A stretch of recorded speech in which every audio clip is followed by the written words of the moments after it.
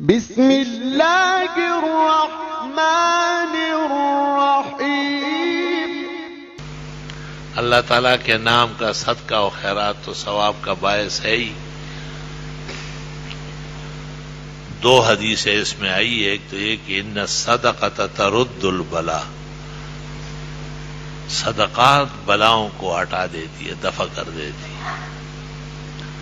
ان الصدقۃ ترد البلاء والمیتۃ السوء، اور برے حادثات، موت وغیرہ، اس کو بھی پیچھے ہٹا دیتی ہے۔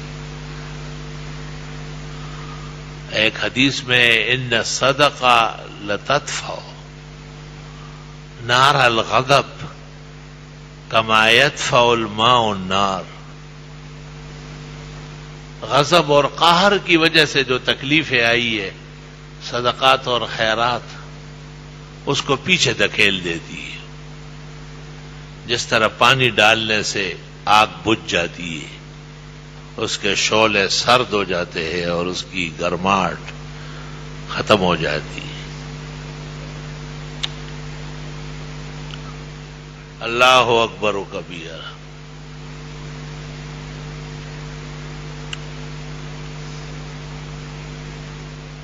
قدیم زمانے کے بزرگوں کے خوب تذکرے ہیں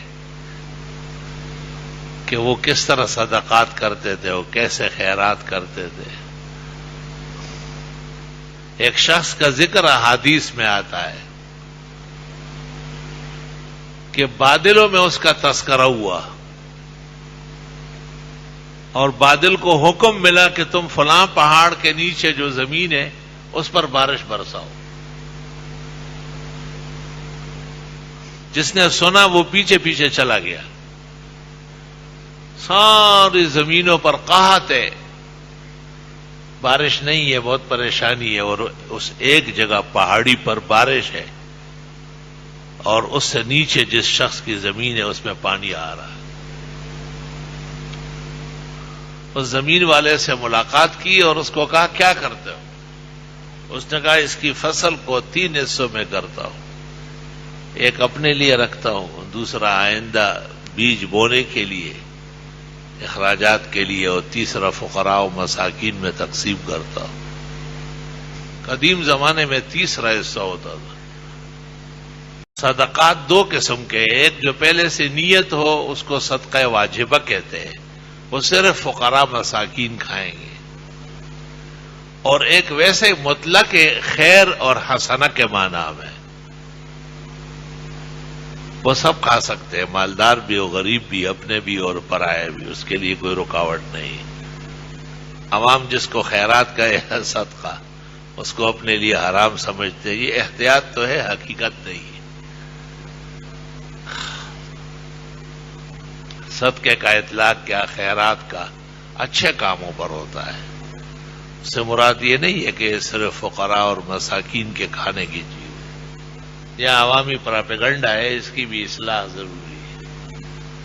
ہاں یہ ٹھیک ہے کہ فقراء مساکین بے گھر بے درد اور بہت زیادہ پریشان حال، انہیں پیٹ بھرے اور ان کو تو زیادہ اچھا ہے، ثواب زیادہ ہے۔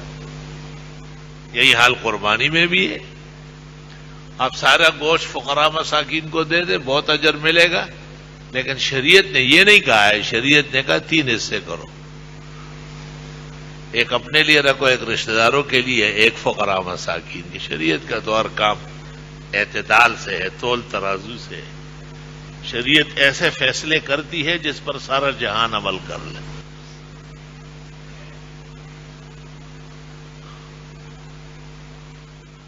اور جب گائے کو تقسیم کر لے تو کبھی بھینس بھی اس کا قائم مقام ہے، جہاں گوشت کی ضرورت ہو وہاں بھینس زیادہ تکڑی ہے، اس کا گوشت زیادہ ہے۔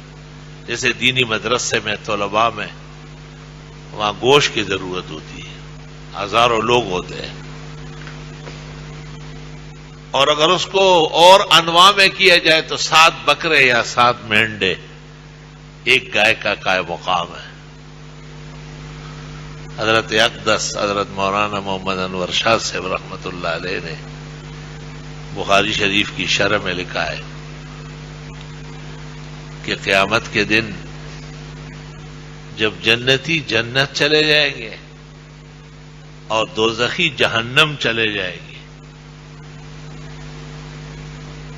تو موت کو لایا جائے گا مینڈے کی شکل میں. بڑا تکڑا قسم کا ہوگا، بڑا سر نکلا ہوا ہوگا، بڑے بڑے سینگ ہوں گے، اس کے پیچھے بڑی چکتی ہوگی. موت کو اسرائیل نہیں، وہ تو فرشتہ ہے. اس غریب کے تو اختیارات ہیں. اس کو یہ شعبہ دیا گیا ہے موت. اور جنت اور جہنم کے بیچ میں اس کو ذبح کر دیا جائے گا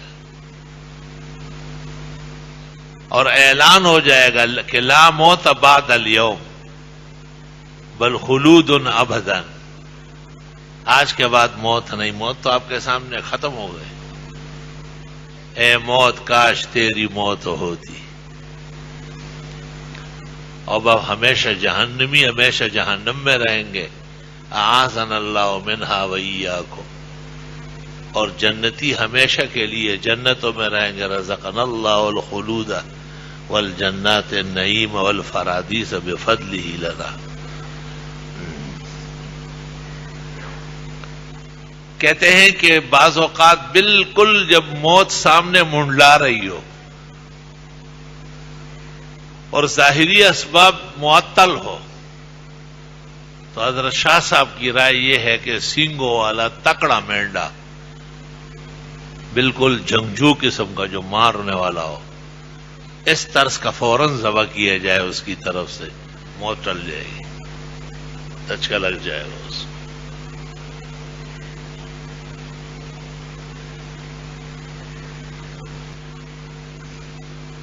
قرآن کریم میں جس جگہ گائے کا ذکر ہے